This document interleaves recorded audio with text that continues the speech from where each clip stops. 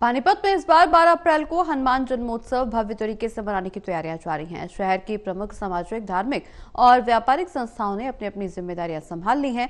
हनुमान जन्मोत्सव के दिन शहर में 5 लाख लोग हनुमान चालीसा का पाठ करेंगे। इस बार हनुमान जन्मोत्सव 2 अलग अलग समितियां मना रही हैं।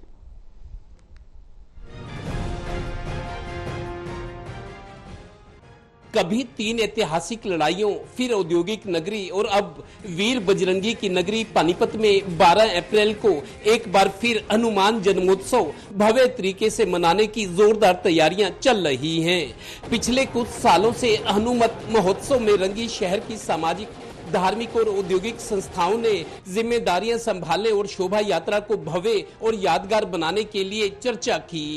पानीपत में हनुमान जन्मोत्सव की शुरुआत करने वाले महामंडलेश्वर स्वामी ज्ञानानंद, हमें लगता है कि शोभा यात्रा पहले प्रयोग हमारी उपस्थिति में भी हुए, एक बार एक मॉडल टाउन से, लेकिन वो मिल बैठकर आपस में सबकी सद्भावना के साथ ये इधर से भी शोभा यात्रा आए, गीता जयंती की इधर से भी आए और एक पॉइंट पर दोनों मिले और दोनों मिलकर फिर आगे बढ़े। एक समय था पानीपत को लोग युद्धों की नगरी कहते हैं, पूरी दुनिया में ये जाना जाता है कि युद्धों की नगरी है। फिर आ गया आप जैसे हमारे बुजुर्ग बैठे हैं जिन्होंने इसको एक हैंडलूम की नगरी, इंडस्ट्रियल टाउन बना दिया। आज की डेट में सारी चीजें पीछे रह गई हैं। आज की डेट में पूरे हिंदुस्तान में ये धर्म नगरी के रूप में जाना है, जहां पर भजन गायक होंगे, भजन गायन होगा और वहीं पर ही संत समाज विराजमान होगा।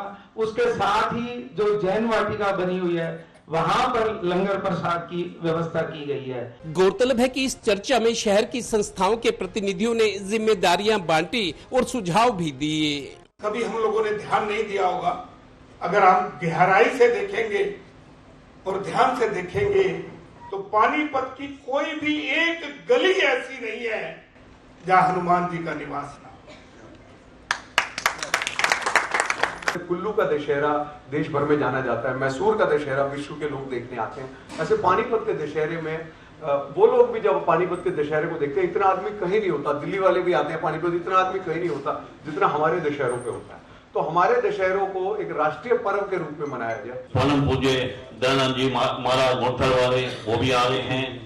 अरुण दास जी जो भी महामंडलेश्वर बने हैं वो भी इसमें अपना योगदान देंगे। अपना स्वामी मुक्तानंद जी वो भी आ रहे हैं इस कार्यक्रम में। इसके अलावा बहन कांता जी प्रेम मंदिर से, उनका भी इसमें आके दर्शन देंगे, अपना सहयोग देंगे। गौरतलब है कि दशहरा पर्व पर एक हफ्ते के लिए पानीपत में निकलने वाले हनुमान स्वरूपों की महिमा और आकर्षण पूरे देश में होता है। लोग बड़े चाव से इन हनुमान स्वरूपों के दर्शन करते हैं। कहीं देखे हैं ऐसे हनुमान।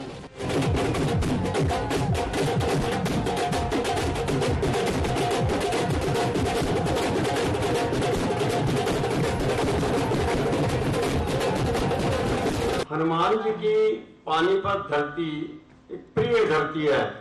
हम बचपन से देखते आ रहे हैं, छोटे छोटे थे, हनुमान जी के साथ चलना, गुमती राम जी, युधिष्ठिर जी बैठे हैं वहां तक जाना, बहुत पुरानी बातें कर रहा हूं मैं, 50 साल से भी पुरानी बातें। खैर, इस बार का हनुमान जन्मोत्सव शहर में 2 अलग अलग प्लेटफॉर्म से मनाया जा रहा है।